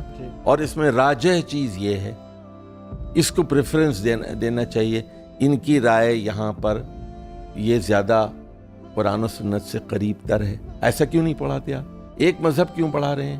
اور یہ کیوں کہہ رہے ہیں کہ اسی مذہب کی پیروی کرنی ہے؟ آپ ایک مذہب سے دوسرے مذہب میں نہیں جا سکتے.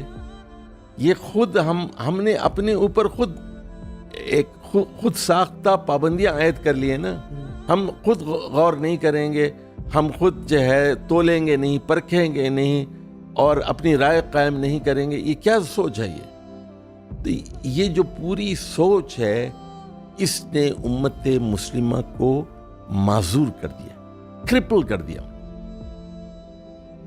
اچھا یہ دیکھیے بچے کیا کرتے ہیں. میں ایک بچہ ملا مجھے، ایک لڑکی ملی، سائنس کی کتاب، کیا کر رہی ہوئے؟ امتحان ہے، رٹ رہی ہوں. میں نے کہا سائنس رٹنے کی چیز نہیں ہوتی، سائنس سمجھنے کی چیز ہوتی. دیکھیے رٹنے کی چیزیں یہ ہیں، کوئی شاعری آپ نے یاد کر لی، سمجھ کے شاعری ٹھیک ہے، تو نظمیں یاد کر لیں تو وہ ٹھیک ہے، بلکہ نظمیں تو خود بخود یاد ہو جاتی ہیں، 5-6 مرتبہ پڑھیں اگر ذوق کر دو. لیکن میتھس کوئی ایسی چیز نہیں ہے کہ آپ اس کو یاد کریں. دیکھیے امت جو ہے نا، سنیے، ایک طرف ہم دینی معاملات میں بھی اجتہاد نہیں کر رہے، اجتہاد کا دروازہ بند ہو گیا نا. دنیاوی معاملات میں بھی اجتہاد نہیں کر رہے. جیسے اب یہ سامنے یہ بیٹھا یہ ہے نا جی، آپ یہ جو ہے آڈیو ایک ٹول ہے، یہ ہم نے بنایا ہے. اچھا اس میں کچھ اضافہ کیا ہے ہم نے، کچھ ٹیکنالوجی میں اضافہ کیا ہے. باہر سے چیزیں آ رہی ہیں، ہم خرید رہے ہیں، استعمال کر رہے ہیں. اچھا ہمیں سوچنے نہیں دیا جاتا. دیکھیے ہمارا پورا نظام تعلیم، چاہے وہ مدارس میں ہو چاہے یونیورسٹیز میں، ہماری یونیورسٹی سائنسدان کیوں پیدا نہیں کر رہی؟ ہمارے مدارس مجتہد کیوں پیدا نہیں کر رہے ہیں؟ فقیہ کیوں پیدا نہیں کر رہے ہیں؟ اس لیے کہ یہاں بھی سوچنے پر پابندی ہے، وہاں بھی سوچنے پر پابندی. یہاں بھی طوطے پیدا کر رہے ہیں، وہاں بھی طوطے پیدا کر رہے ہیں. یہاں بھی لوگ رٹ رہے ہیں، وہاں بھی لوگ رٹ رہے ہیں. یہاں بھی سمری رٹ کے پاس کرتے ہیں، انگلش کو زبانی یاد کر لیا، اور وہاں بھی جو ہے رٹ رہے ہیں. سوچنے والے لوگ نہیں ہیں. ایک سوال کیا جا سکتا ہے کہ پھر جو ابھی بڑے بڑے علماء موجود ہیں دنیا میں، وہ پھر کہاں سے ہے اگر سسٹم سارا ہی کرپٹ ہے؟ تو یا تو وہ ان کی پرسنل انڈیویجول ایفرٹ تھی، یا بالکل ویژنریز کے ہاتھ میں لگے وہ. بالکل یہ نہیں، وہ اللہ تعالیٰ نے غیب سے پھر ایسا کیا. دیکھیے ہمارے ہاں بڑے علماء ہوئے نا، تو یہ وہ لوگ تھے، مدرسے نے ان کا کچھ نہیں بگاڑا. ذاتی محنت سے انہوں نے عبرانی سیکھی، ذاتی محنت سے انہوں نے انگریزی سیکھی، ذاتی محنت سے انہوں نے دوسرے علوم سیکھے، سائنس سیکھی، فلسفہ پڑھا، انہوں نے ٹریول کیا، ایکسپوجر ٹریول کیا. بالکل یعنی جیسے اب مثال دیتا ہوں میں کہ ہمارے ہاں جیسے سید سلیمان ندوی ایک بہت بڑا نام آپ کو ملتا ہے. حمید الدین فراہی کئی زبانوں کے وہ ماہر تھے، انگریزی کے بڑے ماہر تھے وہ. ابو الحسن علی ندوی کا نام ہندوستان میں آپ نے سنا ہوگا. سید قطب کا نام سنا آپ نے. سید قطب تو امریکہ پڑھنے کے لیے گئے تھے وہاں پر. مولانا مودودی نے تو وہ 20 سال کے تھے، پوری بائبل، اچھا درس نظامی وہ کی سند ان کے پاس تھی. 20 سال کا لڑکا ہے، انہوں نے پہلی کتاب جو لکھی الجہاد فی الاسلام، اس میں وہ پوری بائبل سے بتایا کہ یہودیوں نے کی کیا جنگ ہے اور عیسائیوں کی جنگ کیا ہے. بائبل کی ساری کمنٹریز انہوں نے پڑھ لی تھی. مہابھارت اور جو ہے رامائن کا مطالعہ کر کے انہوں نے بتایا کہ ہندو دھرم میں جنگ کے کیا اصول، تو احادیث پہ احادیث نقل کرتے جاتے ہیں. کہنے کا مطلب یہ ہے کہ 20 سال کا لڑکا ہے، وہاں مدرسے میں تو صرف قرآن پڑھایا، حدیث پڑھائی نا، کچھ ادب وغیرہ کی کتابیں پڑھا دیں، منطق، فلسفہ، یہ وہ، بلاغت، لیکن مہابھارت تو نہیں پڑھائی، رامائن تو نہیں پڑھائی، بائبل اور تلمود تو نہیں پڑھائی. اور وہاں پر یہ سب چیزیں انہوں نے اپنی ذاتی محنت سے حاصل کی نا. تو دنیا میں بھی اس طرح جو بڑے بڑے نام آپ کو ملتے ہیں، انہوں نے پھر اپنے طور پر محنت. بالکل ٹھیک ہے. سسٹم ایسا نہیں ہے. سسٹم ایسا نہیں ہے. سسٹم ایسا ہے جو کہ وہ سروس کرنے والے یا امپلائیز اور سلیوز، سرونٹس پیدا کرے، لیکن جو لیڈرز ہے it's not design to produce. اچھا دیکھیے، میں چونکہ مغرب میں رہا ہوں بہت، اور مغرب سے یونیورسٹی سے پڑھا بھی، میں ایک چیز وہاں دیکھتا ہوں کہ وہاں جو یونیورسٹی کا پروفیسر ہوتا ہے اس کو مختلف لوگ پیسے دیتے ہیں، اور پروفیسر کے پاس کئی $1,000,000 ہوتے ہیں. پروفیسر کے پاس کئی $1,000,000 ہوتے ہیں. نمبر 1، پینٹاگون پروفیسر کو پیسے دیتا ہے کہ ہمیں جو ہے اتنے لڑکے چاہیے اس فیلڈ کے، ہم اسکالرشپ دیں گے، تم جو ہے سلیکٹ کرو خود. اچھا فرض کیجئے کار انڈسٹری ہے، کار انڈسٹری والے کہتے ہیں کہ ہمیں جو ہے یہ ٹیکنالوجی ہم لانا چاہتے ہیں گاڑیوں کے اندر، آپ ہمیں جو ہے ریسرچر دیں، لڑکے دیں، ہم ان کو جاب دیں گے، ہم یعنی وہ ان کو ماسٹر کروائیے، PhD کروائیے، وی ول پے آل دیئر ایکسپینس. پروفیسر کرواتا ہے کام. ایروناٹکس انجینئرنگ ہے فرض کیجیے، اس میں نئی نئی ٹیکنالوجی ہے، تو وہ جو ہے بوئنگ والے ہیں دوسرے، وہ ان پروفیسر کو پیسے دیتے ہیں. اسی طرح وہ کہتے ہیں فورن پالیسی ہے نا امریکہ کی، تو ان کا جو اسٹیٹ ہے، یعنی وہ جو منسٹری ہے، فورن منسٹری ان کی، وہ کیا کرتی ہے، پروفیسروں سے کہتی ہے کہ ہمیں موراکو کا ایکسپورٹ چاہیے، ہمیں لیبیا کے ایکسپورٹ چاہیے، سعودی عرب کا 5 چاہیے، ہمیں امارات کے 10 چاہیے، ہمیں عمان کے چاہیے، یمن کے چاہیے. آپ ان لڑکوں کو فرسٹ ایئر میں یمن بھیجیں تاکہ وہاں عربی زبان سیکھیں، یمنی لب و لہجہ سیکھیں، وہاں کی پوری جغرافی کے بارے میں، ہسٹری کے بارے میں، ان کی ٹرائبس کے بارے میں وہاں 1 سال رہ کے پڑھ کے آئیں، اور later on we will give them job. ہم CIA میں جاب دیں گے، ان کو FBI میں جاب دیں گے، ان کو فارن منسٹری میں دیں گے، یا ان کو ہم جاب دیں گے سفارت خانوں میں دیں گے، ہم ان کو ایمبیسڈر بنا کے بھیجیں گے. تو ان کا جو، یعنی میں یہ کہہ رہا ہوں کہ جیسے رائس گروورز ایسوسیشن، تو رائس پہ ریسرچ کے لیے رائس گروورز ایسوسیشن ان کو ملینز دیتی ہے پروفیسر کو، کینوں کی ہے فرض کی. یعنی ایک مثال دیتا ہوں میں آپ کو، پاکستان میں امرود ملتا ہے نا، کیڑے لگ جاتے ہیں اس کے اندر.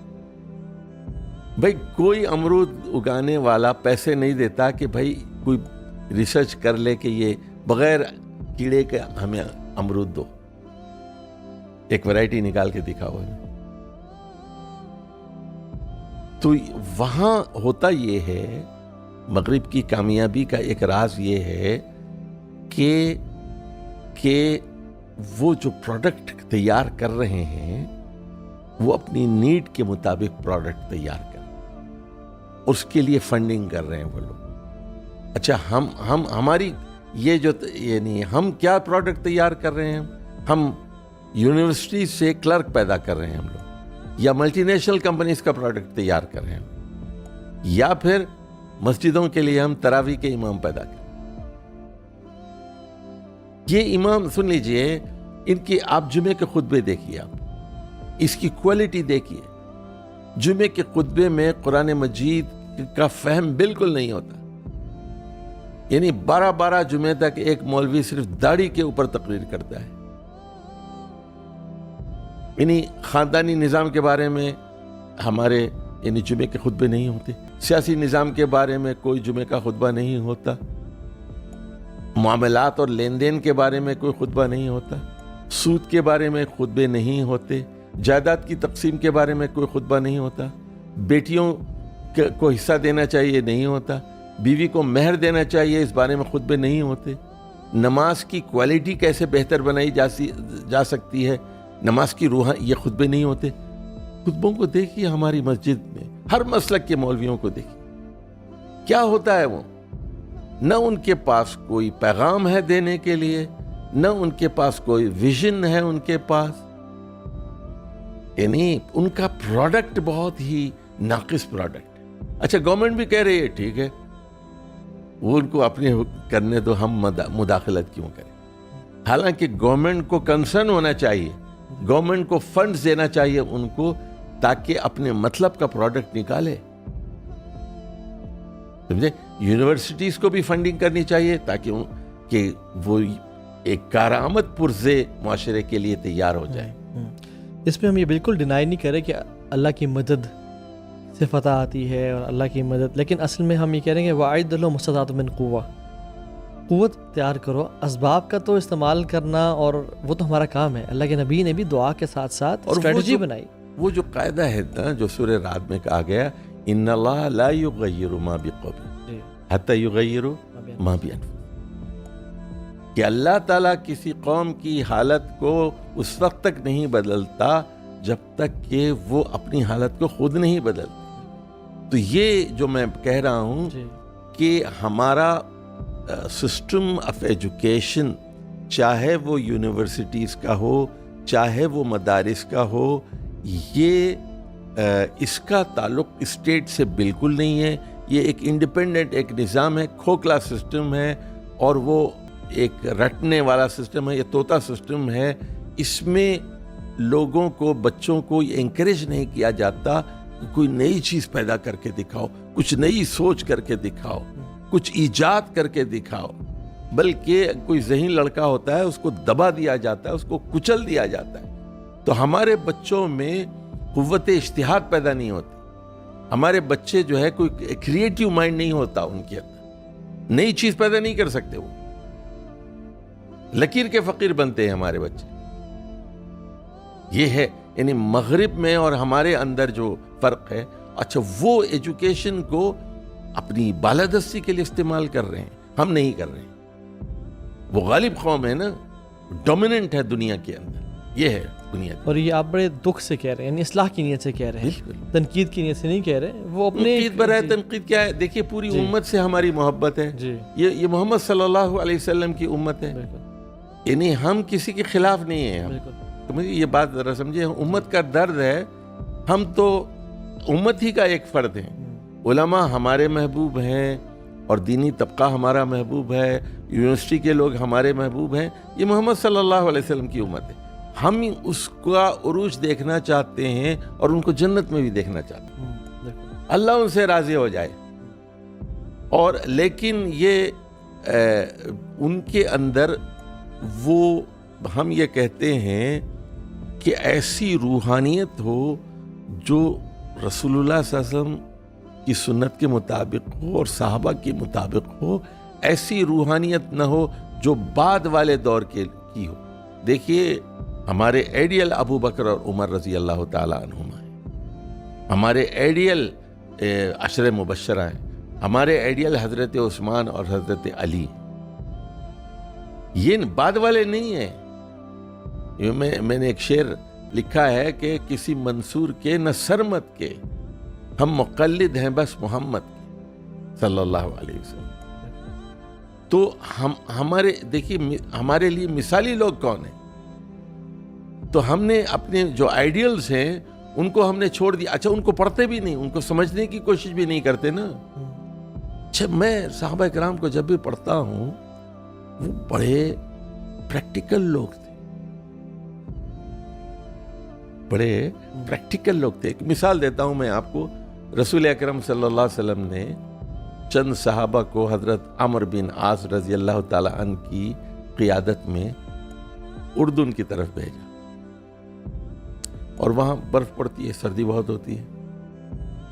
تو عمرو بن عاص بہت بڑے آدمی ہیں, فاتح مصر, بہت بڑے صحابی ہیں. تو انہوں نے کیا کیا, وہ رات سو گئے تو احتلام ہو گیا, ناپاک ہو گئے. تو جب اٹھے برف پڑی ہوئی ہے, سردی بہت تھی, تو لوگوں سے کہا, ان کے 20-25 صحابی تھے ان کے پاس, ان سے کہا کہ بھائی ناپاک ہو گیا ہوں, میں تو تیمم کر کے نماز پڑھاؤں گا. تیمم کر کے انہوں نے نماز پڑھائی. کسی صحابی نے اعتراض نہیں کیا, سب نے پیچھے نماز پڑھی. دوپہر میں جا کے کہیں انہوں نے جب دھوپ نکلی پھر غسل کیا, ظہر پڑھائی. مدینہ پہنچے مہینے کے بعد یا کتنے دنوں کے بعد, پھر رسول اللہ صلی اللہ علیہ وسلم سے انہوں نے شکایت کی, تو رسول صلی اللہ علیہ وسلم نے بلا کر پوچھا, عمر کیا تم نے جنابت کی حالت میں نماز پڑھائی؟ تو حضرت عمرو بن عاص نے کہا کہ مجھے قرآن مجید کی آیت یاد آ گئی, لا تقتلوا انفسکم, اپنے آپ کو ہلاک مت کرو, ان اللہ کان بکم رحیما, اللہ تعالیٰ تم لوگوں کے ساتھ رحم کرنا چاہتا. تو رسول صلی اللہ علیہ وسلم ہنس پڑے, یہاں تک کہ آپ کے جو یہ بازوؤں کے دانت ہیں وہ بھی نظر آنے لگے. آپ نے کوئی نکیر نہیں کہ ٹھیک ہے, اجتہاد سے کام لیا نا انہوں نے. کیا مطلب ہوا اس کا؟ وہ جنگ کے لیے گئے تھے, وہ عملی لوگ تھے, ان کو پتا تھا کہ کیا مجبوریاں ہیں, وہ قرآن مجید کو پڑھتے تھے, اجتہاد کر سکتے تھے. ان کی زبان میں قرآن مجید نازل ہوا نا, کہ وہ کہہ رہے ہیں کہ لا تقتلوا, میں نے سوچا کہ میں تو مر ہی جاؤں گا اگر برف میں نہاؤں گا, اتنی سردی ہے, ٹھنڈا پانی ہے, میں نہیں نہ سکتا, تیمم کروں گا. تو یہ وما جعل علیکم فی الدین من حرج, اللہ نے اس دین کے اندر کوئی حرج, کوئی تنگی نہیں رکھی. تو یہ کیا چیز ہے؟ ان کی عملیت پسندی, ان کی پریکٹیکلٹی, اور یعنی وہ کتابی لوگ نہیں ہیں, وہ اجتہاد کرتے ہیں, راستے نکالتے ہیں, رکتے نہیں ہیں. اور شاید اس میں میں یہ بھی بتانا چاہتا ہوں اور کہنا چاہتا ہوں کہ دیکھیں, ویسٹ ہمارا آئیڈیل نہیں ہے. اس کا family system, social system, Epstein files, سارا ہمیں پتہ ہے وہ کیا حالات ہیں, لیکن ہم جو ان کی خیر والی چیزیں ہیں ان سے تو سیکھیں. اور ان کو تو, اور وہ بیسیکلی ان کی نہیں, اصل میں صحابہ کی ہیں. اصل میں اسلامک ہیریٹیج ہے جو ہم نے کھو دیا اور ویسٹ نے اپنا لیا ہے. تو کوئی بھی یہ نہ سوچے کہ آپ ویسٹ کی مثالیں دے رہے ہیں. اصل میں یہ صحابہ اور ہمارا جو گولڈن ایج ہے یہ اس کی مثالیں ہیں جو کہ ویسٹ نے اڈاپٹ کی ہوئی ہیں. نو ڈاؤٹ ان کے ہاں جیسے ٹرمپ جیسے بدماش ہیں اور اس طرح کے لوگ ہیں, اور جو ایپسٹین فائل ہم دیکھ لیا کہ چاہے وہ سائنٹسٹ ہوں یا سنگرز ہوں یا پولیٹیشنز ہوں, وہ سارے کمپرومائزڈ ہیں اور ان کے حالات خراب. اس حمام میں سب ننگے. جی. دیکھیے, ایک تو مشہور حدیث آپ کے ذہن میں ہوگی کہ الحکمت ضالۃ المؤمن, ایک چیز تو یہ. دوسری چیز یہ ہے کہ دشمن سے بھی آپ کو ہنر سیکھنا ہے. دیکھیے, آپ عبدالقدیر خان ہی کو لے لیجیے, ڈاکٹر عبدالقدیر کو, تو یہ ہالینڈ گئے, جا کر وہاں سے علم سیکھا نا, یورانیم انریچمنٹ کا. یہاں آ کے انہوں نے ہمارے لیے کام کیا. اور بھی جو دوسرے لوگ جاتے ہیں, کام کرتے ہیں, تو ظاہر ہے کہ دشمن سے اس کی ٹیکنالوجی سیکھنے میں ہمیں کوئی آر یا کوئی رکاوٹ نہیں ہونا چاہیے, کوئی شرم نہیں ہونی چاہیے. لیکن مغرب کا مسئلہ یہ ہے, مغرب کون ہے؟ مغرب کون ہے؟ مغرب دراصل بنی اسرائیل کا ریمننٹ ہے, ان کا تلچھٹ ہے, ان کی باقیات ہے.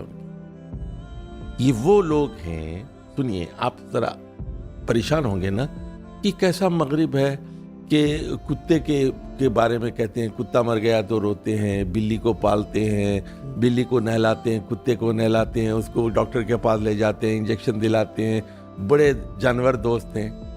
لیکن یہی مغرب 70,000 فلسطینیوں کو مار دیتا ہے اور کوئی بے ضمیر ہے, کچھ نہیں ہوتا, کوئی افسوس نہیں ہے, کوئی آنسو نہیں ہے, کوئی تڑپتا نہیں بچوں کو. تو یہ مغرب جو ہے خالص مادہ پرست, ان کے ہاں خدا مر چکا ہے. ان کے یہ وہی قوم ہے جو انبیاء کا قتل کرتی رہی, یہ وہی قوم ہے جو انبیاء کی نافرمانی کرتی رہی. یہ وہی قوم ہے جس نے کہا تھا کہ تم اور تو یہ سب لڑ کیوں رہے ہیں؟ مڈل ایسٹ میں کیوں آ رہے ہیں؟ یہ پیسے کے لیے، پیٹرول کے لیے، دنیا کے لیے. تو ایران نے امریکہ کا کیا بگاڑا ہے؟ محض اس لیے کہ ایرانی تیل چاہیے. یہ ہے سارا مسئلہ. نیتنیاہو کو کیا چاہیے؟ غزہ کا تیل چاہیے، غزہ کی آمدنی چاہیے، امارات کا تیل چاہیے ان کو. ابھی سوڈان میں پہنچ گئے ہیں امارات کے ذریعے وہ لوگ، بارفور کے زون میں. وہاں جا کے پہلے تو آدھا سوڈان تک لے لیا انہوں نے، عیسائیوں کے لیے الگ کر دیا. اب جو بچا ہوا سوڈان ہے اس کو بھی 2 ٹکڑوں میں تقسیم کرنا چاہتے ہیں. کیوں؟ کیونکہ جو مشرقی سوڈان ہے وہاں پکے پکے صاحب ایمان مسلمان ہیں، اور جو مغربی ہے وہاں پر تیل ہے، معدنیات ہے وہاں پر، اور وہاں اسرائیل آنا چاہتا ہے. صومالی لینڈ کو اسرائیل نے تسلیم کر لیا ہے. صومالیہ کے اندر ایک اور ملک بنانا چاہتے ہیں. کیوں؟ کیونکہ وہاں امریکی اڈا قائم کریں، اس لیے کہ وہاں سے پھر یمنیوں کو کنٹرول کریں، یمنی مجاہدین کو کنٹرول کریں، اور انہیں افریقہ کے وسائل پر قبضہ کیا جائے. تو ان کے پاس، مغرب کے پاس کوئی بڑا نصب العین نہیں ہے انسانیت کے لیے.